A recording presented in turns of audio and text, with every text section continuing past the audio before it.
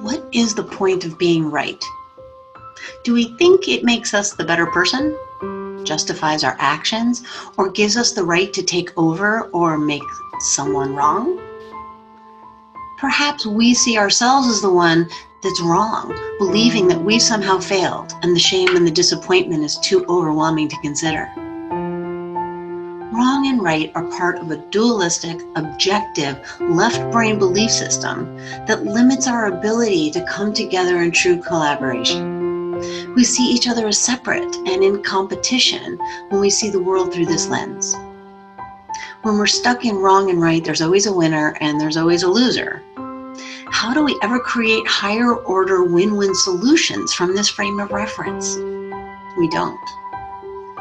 If no one needs to be right, then no one needs to feel like they're wrong. Our entire basis for blame and criticism rests on the idea that the one who is right gets their needs met to feel good about themselves and the situation, and the other person does not.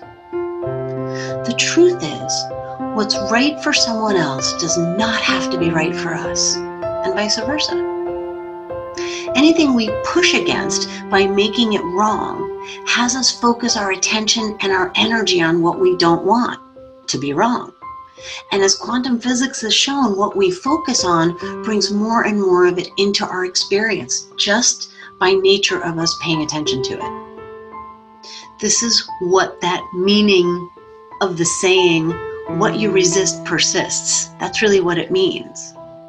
Standing on either side of right or wrong automatically has us push against the other side, keeping us stuck with both sides of the problem.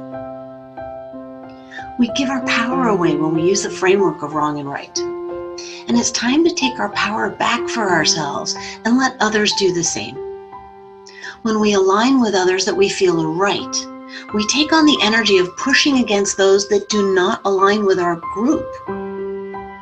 When we focus our attention on the wrongness of others, we keep feeding those people and situations with our energy in our efforts to continue to be right, even when it keeps us stuck and out of action on our own behalf.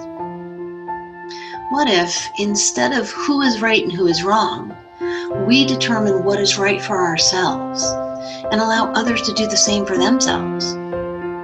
What if right and wrong were instead seen as a continuum of choices that everyone can use to decide what works best for them? If at one end of the continuum of parenting, I favor discipline and swift consequences for lies and outbursts, and at the other end of the continuum, my partner favors mediation and hugging, we may be at odds about who's right and who's wrong in parenting the children.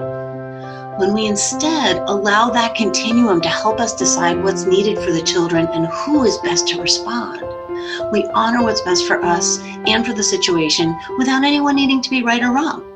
We begin to value the differences instead of striving for sameness in that pursuit of being right. How will you honor what's right for you today?